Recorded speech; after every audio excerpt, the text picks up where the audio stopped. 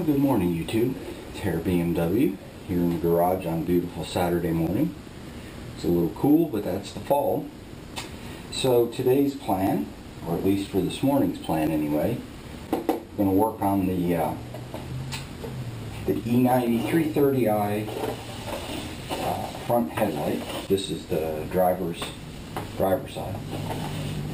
And the tools today are pretty simple. There's 1 and 2,000 grit wet dry and a little bit of rubbing compound, and I've got some polish, which is still over there. So really pretty straightforward, not a lot to it. There's water, says it's just water, and then my bucket of water for the sandpaper. And it's really a pretty simple operation. And I thought about trying to take the lens out of the carrier.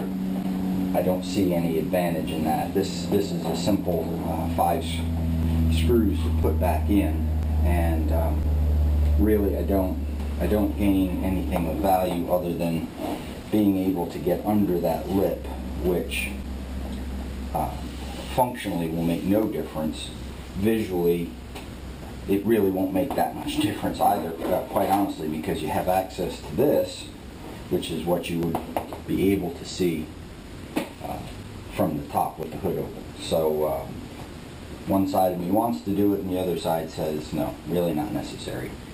And the other thing is, now that I have it out, and while I have it out, I'll give it a good clean and get all the little nooks and crannies cleaned up and put it back together. This is, for those of you may not know, this has the HID lights with the angel eye rings, and this is the bulb in this housing for the angel eyes. My belief is this is the transformer, and then the bulbs are in here. If I'm not mistaken, that's where the bulbs are for the lights. And then in this little pocket here is the turn signal marker light. The only one that I've had to replace thus far has been the angel eye bulb. So again, my belief is that that's the headlight bulbs. And in fact, without too much difficulty, probably could pop that off. And I may do that yet, don't know. But for right now, the objective is to get working on the headlights. So, from everything that I've read and understood, sort of the critical factor of this operation is just a lot of moisture. Not letting the plastic get too dry. I guess it is essentially just like wet sanding paint. And I had done the other light there, which looks a whole lot better than this one, but I'd done it on the car, and I'd actually used the 3M headlight restoration kit, and it's effective enough. The problem is with the shape of this light, there's these teardrop corners, and then you've got paintwork here, and you've got the paintwork here, and it's very difficult. I went back and looked at the video they had online, and not surprisingly, I guess, they used a vehicle that had perfectly accessible headlights where you didn't have any of these kind of crazy corners, and you didn't have the paint right there. And so, and that's what I would do, but my nature is such that I'm so literal that if my headlight isn't exactly like theirs, which of course almost never is, that I second guess myself and question, well, did I do it right? Did I have it right? You know, whatever. Which is okay. We all have our quirks. So I think this should be pretty straightforward. I don't see anything about this. It is interesting though, as you're working on things like this, I can see over here there's a little bit of overspray where when the car had been repaired or repainted, or at least in part whatever it is that they had done, it's very telltale in these little areas where you see these little spots of paint which come through when they had masked it off or whatever. And I think well, in fact I know I've mentioned in the past it was not a very well done spray job in the first place, and I'm certainly no paint expert, but that was fairly clear right from the start that I don't know if it was inexpensively done or quickly done or what exactly might have been the case, but it was not well done. But that's also why I wanted this particular car, aside from the fact that it is, in my opinion, still the very best, and this is my opinion, it's not fact by any means. This particular model and body style and year combination were the best of the 3 Series sedans in the design and the stance and just the combination of factors that came together, I think, are just the pinnacle. There are lots of really great BMW models and cars and things, and you know, they all have fans of, you know, different years, different eras, earlier, later, and this is just the one that has always really attracted me. And you know, this is oh boy, you know, it's funny how you don't think about this stuff for a while and you have to go back and look it up, but I believe this is a January of '06 production model, which literally is the first month of this new E90. Is that right? The first production month of the E90? Well, in any event, when you go to the parts searches and things like that, where there's you have to enter the year and everything like that, this is frequently, you know, if you have up to this month and year, this is what you need. That's where this falls, is usually always right at the beginning of those lists. And if you have from this month and year after through like the end of production kind of thing, then you need these parts. So this is sort of the end of one model, I guess. What that would have been the E46 and the start of the E90, and so it, you know, it presents little challenges, very sort of minor challenges. It just, you have to pay attention when you're ordering your parts and make sure you're getting the right, you know, the right bits and pieces. And certainly, of all the cars I've owned, BMW makes that about as simple as it can be, as long as you know what the 7 digits, the last 7 digits of your VIN number are. It's kind of the way everything works.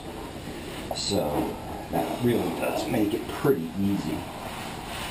So, well, I can tell you it's probably going to be hard to tell anything on there, but this is already looking much better. Now, of course, it looks kind of scratchy and foggy right now, which is what you'd expect with the sanding, but I really don't see very much of the yellow at all. So I think it's got a little bit more, and then we'll move up sandpaper grades and see what else we can do.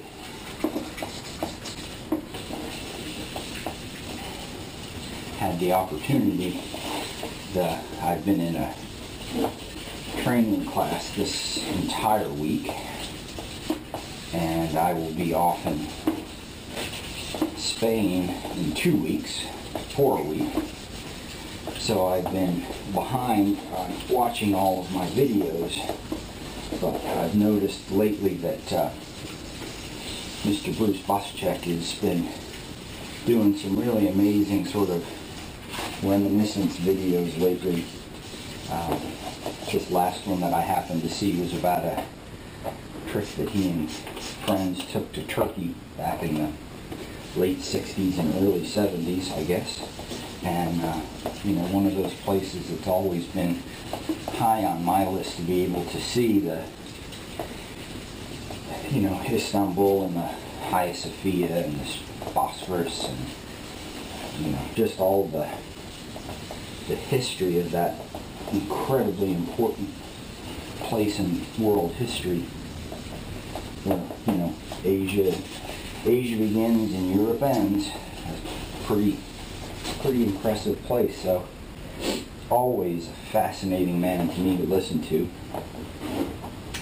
And then my old buddy Cutworm has been making some videos here pretty quickly lately, and that man will never fail to surprise me. I do enjoy every minute of watching him.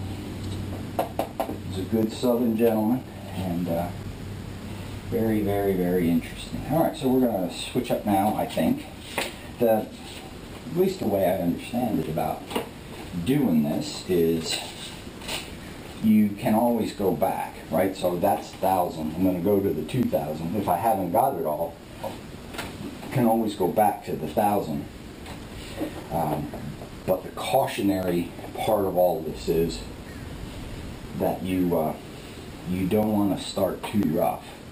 I mean, I'm a carpenter, cabinet maker by earlier profession, and in my view, once you get up to about 320 grit, you've gone about as far as you're going to go with sandpaper for wood. And here we're starting at 1,000.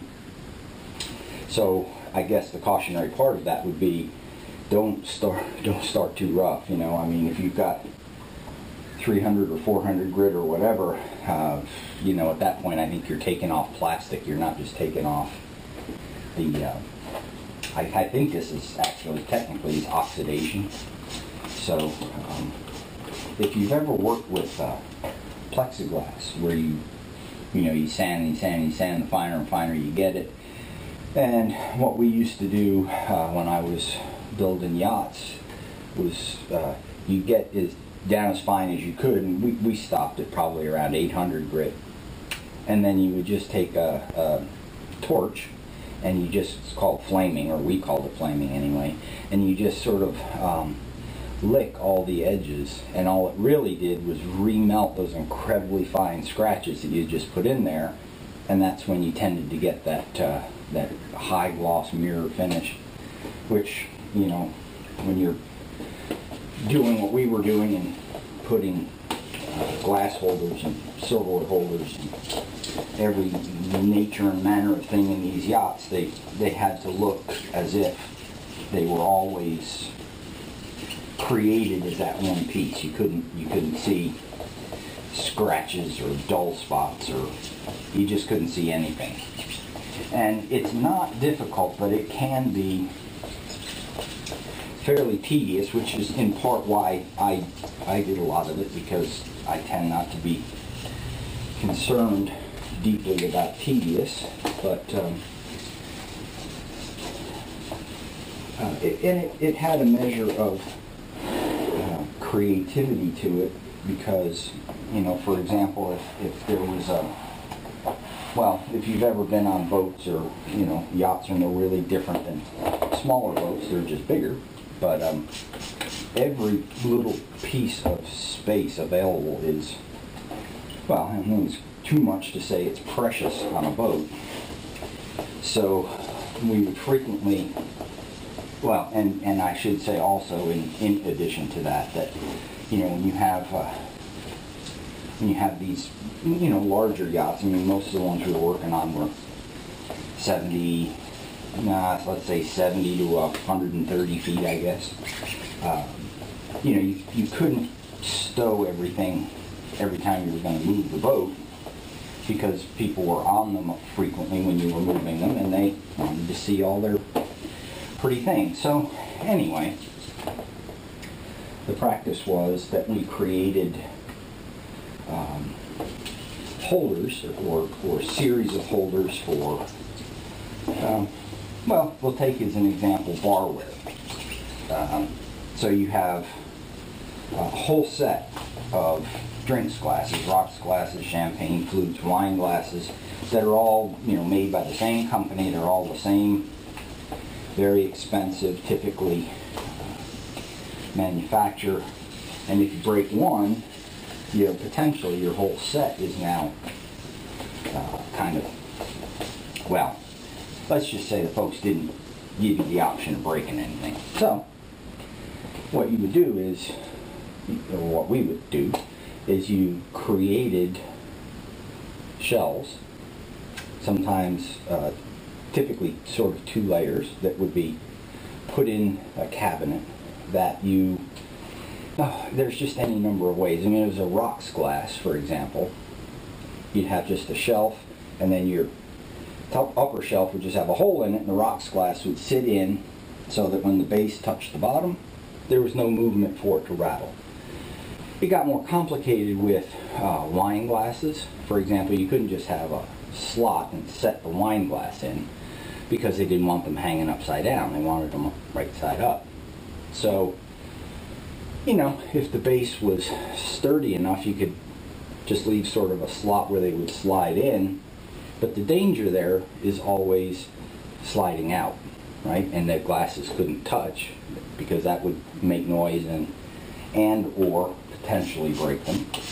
So there were all these kind of neat tricks that we had all developed over the years that allowed us to make some pretty crazy looking slots and holes and different things. But the end result was that you had these beautifully displayed pieces of glassware and things like that that were fully out, fully available, and made no noise,